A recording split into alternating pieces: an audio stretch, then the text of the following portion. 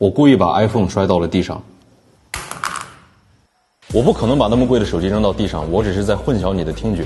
如何实现刚才那种效果？你只需要一个比较大的充电器和一部手机。充电器在扔到地上的效果、声音和这个扔到地上的比较相似，所以在它马上要扔到地上的同时，你去点击手机的录音，你就可以完成刚才那样的效果。在后期处理这段音频的时候，你可以给它创建一个空间，把它的中心点的位置挪到左下方，左下方恰好是你的人耳可以听到左下方手机掉落的地方。当然，还有另外一种玩法。你这样做对我公平吗？你有没有考虑过我的感受？搞笑吧？刚才那些声音的真实样子是这样的。无人机不可以录音，但是可以把它做成可以录音的样子。